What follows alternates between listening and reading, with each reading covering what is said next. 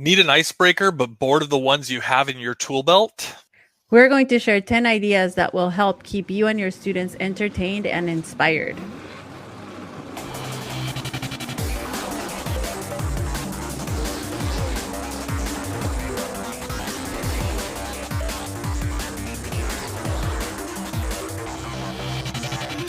Welcome to the DIESOL podcast, where we focus on developing innovation in English as a second or other language. I'm Brent Warner, professor of ESL at Irvine Valley College, and settled back into classes, Ishel. And as always, I'm here with Ishel Reyes, award-winning educator and world traveler as well. Ishel, I know you're kind of prepping yourself to go overseas too, so the world is ours, I guess. The world is ours. How have you been?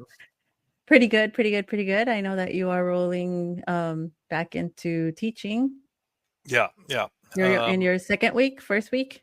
So this week, this is coming out. We're a little off schedule right now, but this is coming out on August 26th, and this will be my second week. Okay. And it's my birthday, so everybody wish me a happy birthday somehow. Happy birthday. In your heart is fine. You don't necessarily have to send me a message. All right. So what are we talking about today? We are talking about icebreakers. Seeing as many people are going back to school, and we don't know how many classes people are going to be teaching, but you're going to be with a new group at some point. And we all are familiar with the traditional icebreakers. And we thought we'd come up with some new ideas just to try out and mix things up a little bit.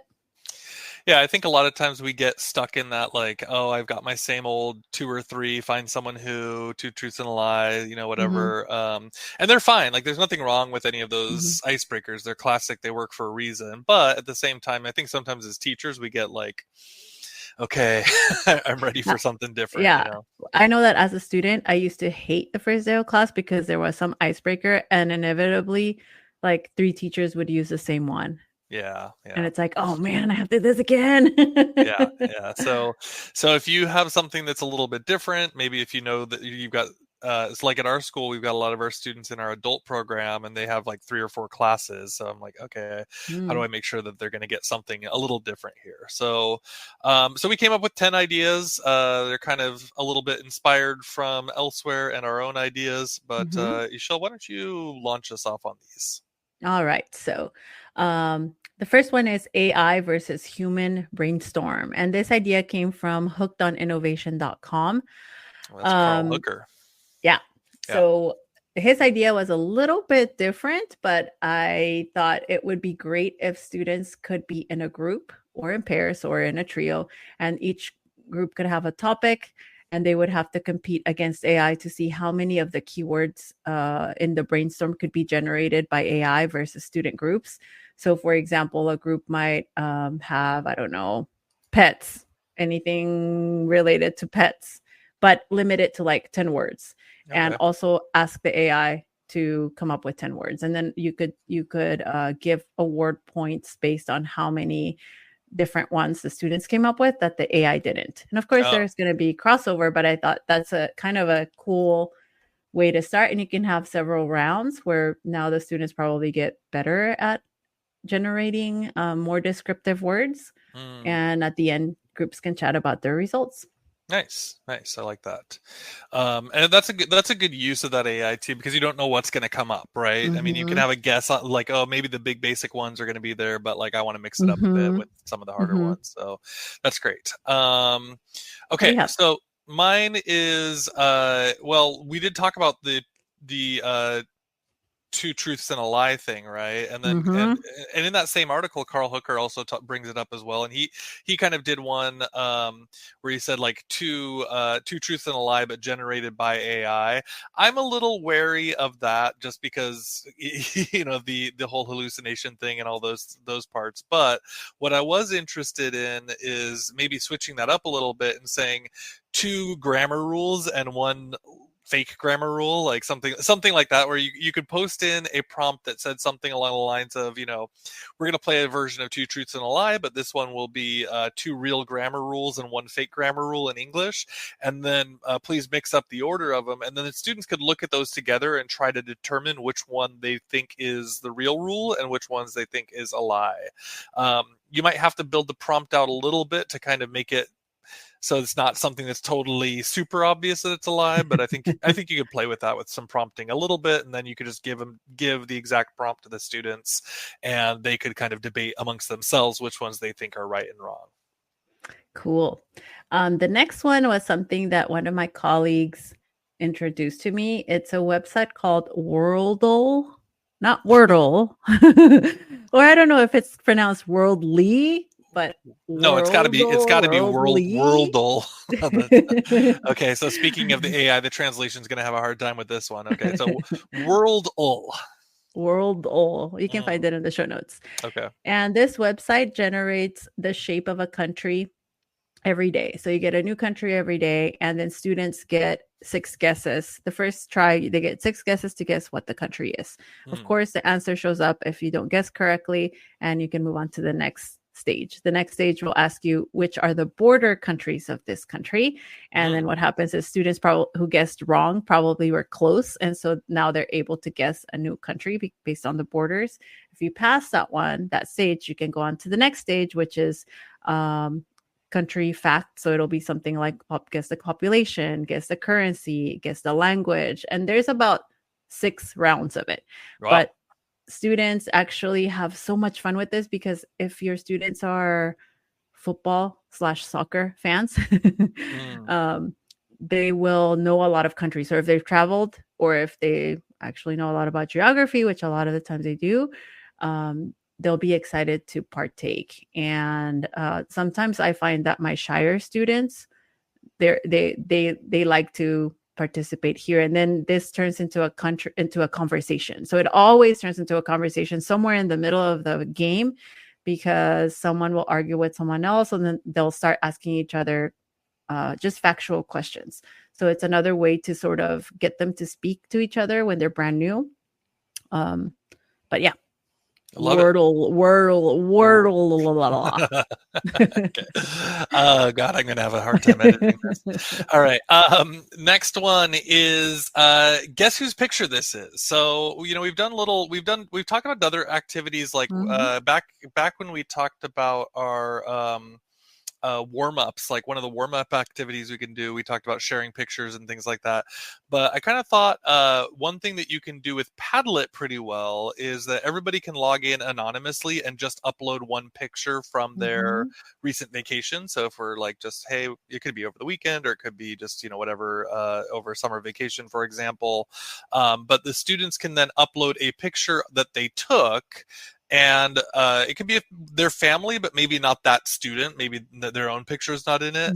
But then with Padlet now, you can actually click into a slideshow on every Padlet that you make. So they could all upload their pictures, and then you could just click through as a slideshow, and it could go full screen on your projector.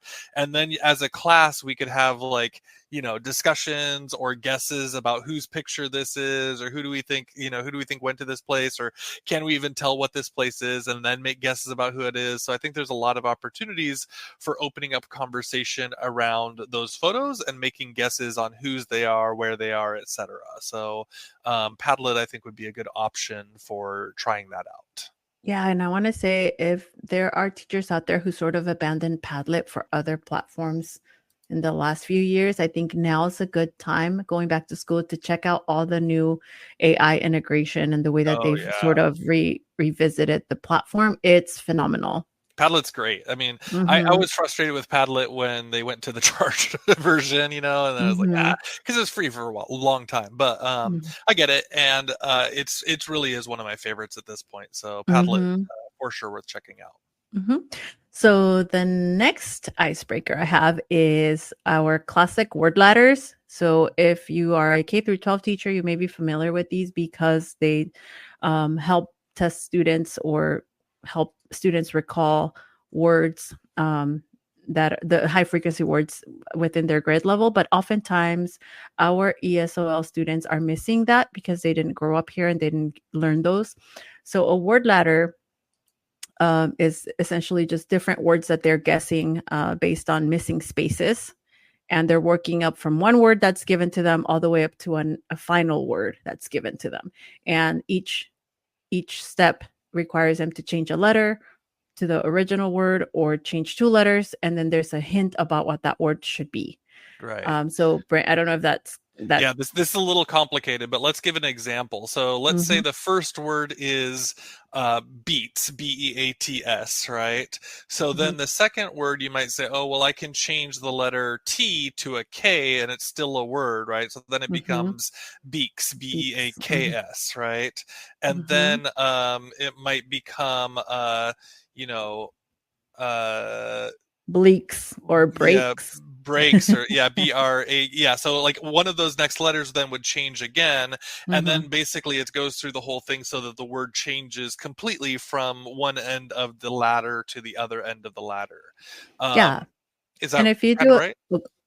Yes. And if you do a quick search, if you've never done these before, or you don't know what they look like if you can't picture it from our description, when you search for word ladders, you're going to get tons of websites that have either printables, and you'll see they're either by theme. So for example, clothing or transportation or, different themes that our students would benefit from in terms of vocabulary. But you told me, Brent, that this is something similar to something on LinkedIn. Yeah, they have this on LinkedIn. So LinkedIn has a bunch of games now, and this is on LinkedIn. It's called Pinpoint. So you can just go and play it right now and get a feeling for it if you're on LinkedIn. By the way, follow Esol and I if you're going to jump over there. But yeah, we're on LinkedIn. But yeah, so like you can go play it. There's a lot of different places you can play it, but it's a little hard to just say it and then make it understand. But once you play it one time, you're like, oh, I get exactly what this is. Yeah, and students love this. I have them play in groups, or I have them, I call it play, but I have them do it in groups or do it in pairs. Or if I really want them to know each other, I'll say, as a group, when you get stuck, talk to each other. We'll talk it through. And sometimes there will be a word that they don't know. There will be a hint about the word. They don't know the word, but someone will.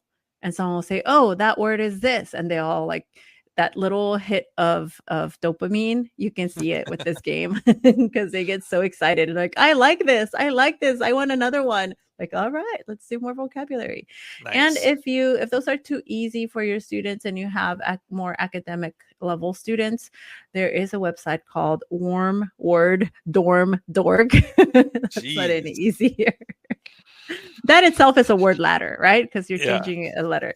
But that one is quite a more challenging one without hints. And it's just like a 4-letter word or 5-letter word. So if you're one of those that needs something for your academic level students, that's a good one to have them work out with paper and whatever is on the board, and then have them talk about it as a group. Nice. Very cool. All right.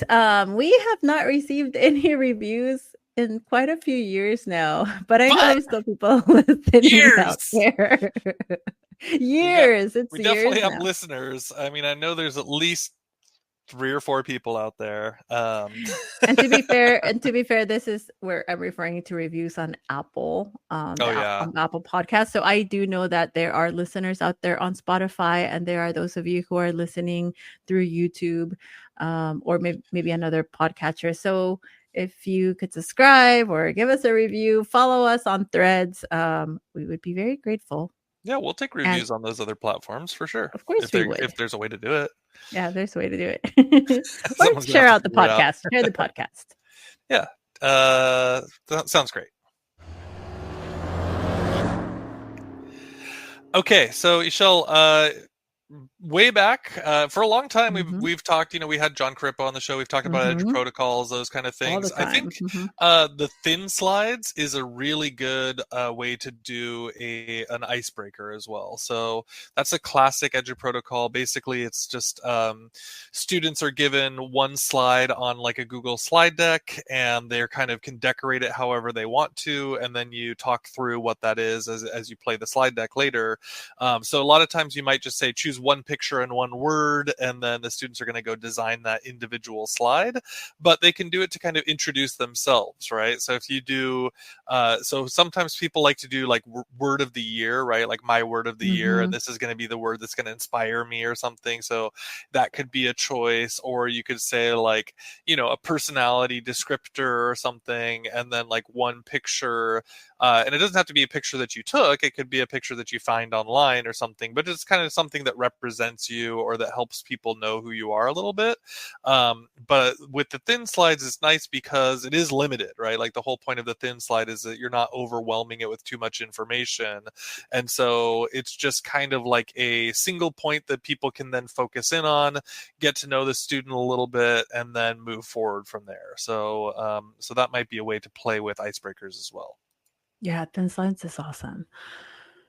The other icebreaker I really love, especially if you're in a low-tech classroom, this is, I think we've talked about describing images and giving students images to describe to each other as a speaking practice, but I actually like using surreal images instead. So a surreal image might be something that is, I don't know, I was telling you earlier, Brent, that there's this picture of a banana that is shaped like a dog and has little dog ears. And the banana dog is standing on a log.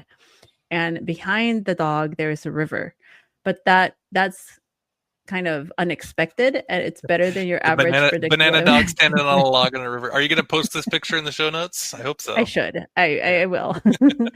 but what happens is students think, oh, I'm going to describe a picture. It says, on the left, draw this, on the right, draw this. But then they see this something unexpected. And all of the objects are recognizable, but now they really have to think about how they're going to describe this. And, students will draw. This is really good also for question formation, especially if it's an icebreaker. I know that I'm always assessing the students from the minute they walk into the classroom. So if I can start gauging the level of language that they have, then better for me. It's good for being more specific. It's good for directions. It's good for ability to think as the audience. But what happens is students will say, wait, I have to describe this. How do I describe it? And I have to tell them, just whatever you see, describe it. And then students who are drawing the image are like, wait, is it a dog with a banana in its mouth? Or is it a banana that looks like a dog? And so then they're asking questions and they laugh. They laugh so hard. They love this activity. Then at the end, to make it more fun, because there's a lot of students who are worried about how their drawings are going to come out. We vote on let's vote on the image that looks the closest to the one that you had, that someone was describing, or the least, because that's just the funniest. And they love it because you'll get some stick figure images, and we post them up for everybody to see on the first week. And, but they love talking about those. So, if you just type in Google surreal images, you will get tons of stuff. Okay, so just a Google search on those. Yeah, and what I like also is with AI, you can now customize what you want. Like if you're looking for if you're targeting particular questions and you want students to ask each other stuff, maybe you could do that. But it's an icebreaker, and it's just, to get students to talk, lower their affective filter, laugh a little bit, and have a shared experience before they actually start the class. Nice. So for me, next one here is the emoji autobiography. So this one came from AI, and then I ran with it. So I asked AI for like some ideas on here, and then I was like, they're all kind of the same things, and I just kept pushing, like, get more creative, do something more different for language learners. And then finally one came up, it said emoji autobiography, and I'm like, like, I like that. Right, we've talked about like using emojis for storytelling and things like that, but I like the idea, especially in a new class, if a student goes in and they're going to tell like a section of their life story, and they're going to use some emoji, but they can only use the emoji, right? And then the other classmates are going to read through that and try to guess what the story is, is, or guess what they can figure out about that person's life just based on the emojis.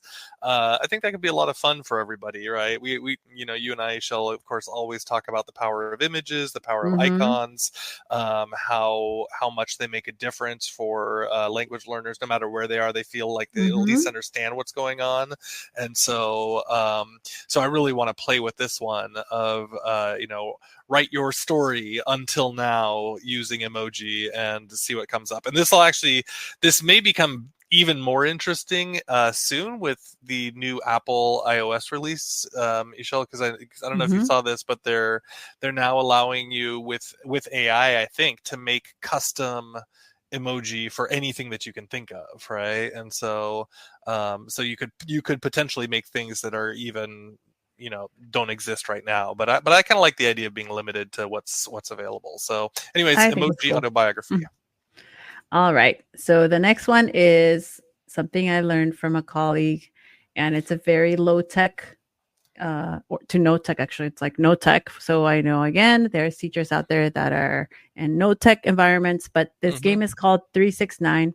The way that I learned it, it's a counting game. You put people in a circle, students in a circle. They can be in groups. I like to have the whole class the first day. Everybody's facing each other. They're all looking at each other. And instead of doing that, why don't you give us your name and we're all going to memorize the names and go around a couple of times, and then that just gets old after a while. It doesn't really serve any purpose other than, I mean, there's nothing beyond trying to learn the names, and once they sit down you forget who everyone is. So I like something a little more interactive. So 369, again, students are in a circle and you're counting out loud. So I have them stand up so that way they can get their first day jitters out. You're counting out loud in order, but instead of saying the name out loud, whenever you come up on a 3, a 6, or a 9, you're going to clap.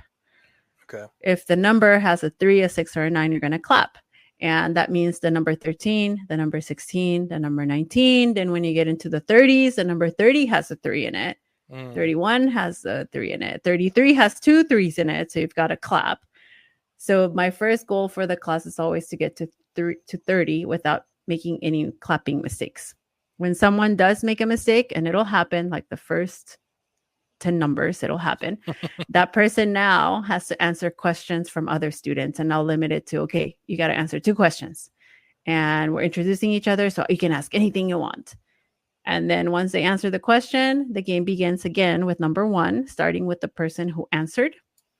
And we go around again. They're going to make a mistake again because now you've shifted the order of the numbers. And what happens usually is students they'll almost want to clap and they'll realize they should not clap. So just the movement itself looks funny.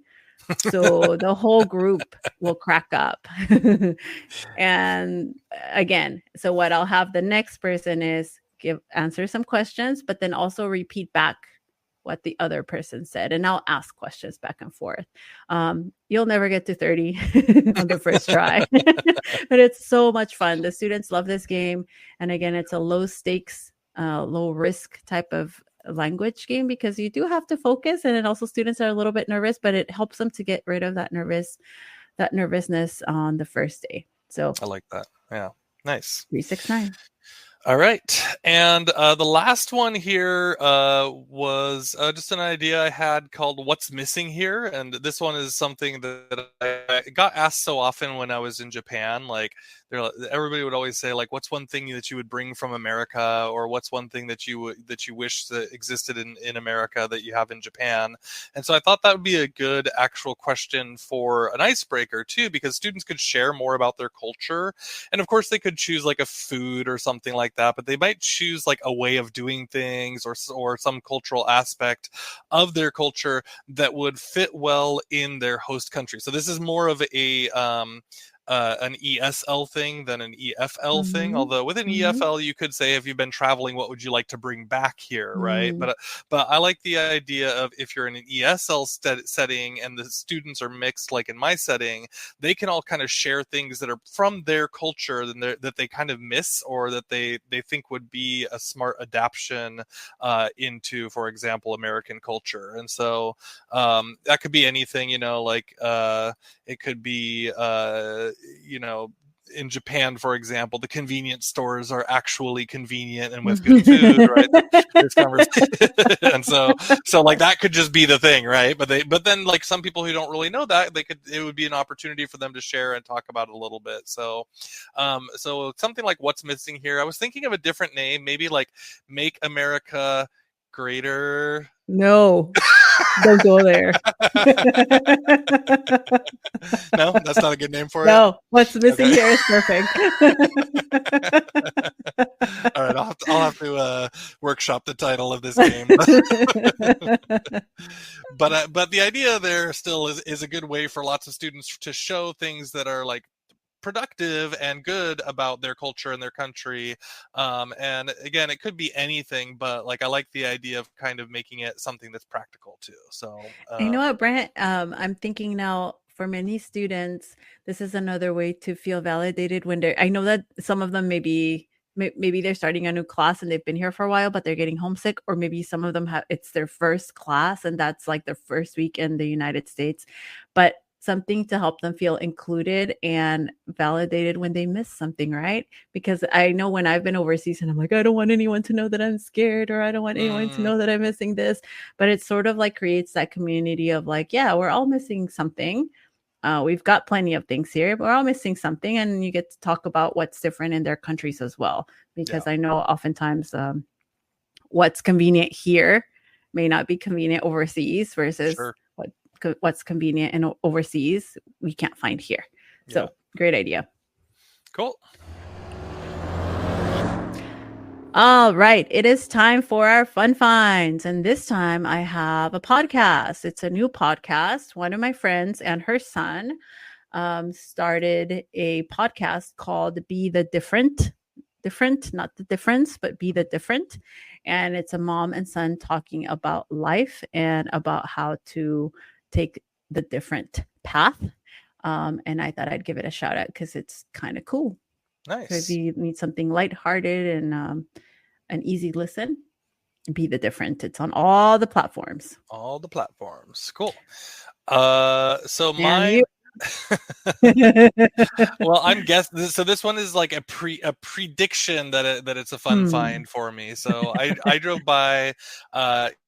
Kind of close to where I live there, I saw this like weird sign out there, and it was called Slashers, and it was an axe throwing and brewery. Now I know that's been fairly common, right? So like it's been kind of like hip, to have like axe throwing type of things. But this one is a horror themed axe throwing place. Well, and Halloween is coming up, so that makes sense. Yeah, so it's all going to line up, and so I'm thinking potentially about going for my birthday to go check this out. And so it's like the axe throwing thing is kind of fun, whatever. But I like the idea of having it as like a horror themed thing as well. So this place is called Slashers. If I don't know if it's a chain or not, but it does exist in Costa Mesa, California, at least right now. I don't know how long this thing will stay open, but there it is. Very cool. All right. For the show notes and other episodes, you can check us out at diesel.org/108. And you can find me online at Brent G. Warner on most of the socials. And you can find me, Esol, at IXY_PIXY. That's IXY_Pixie on most of the platforms. Thanks everybody so much for listening to the DIESOL podcast. We are getting back on track, kind of. We've been a little wonky here, but we're back, I think. And so we'll see you next time around. Thank you so much. Bye.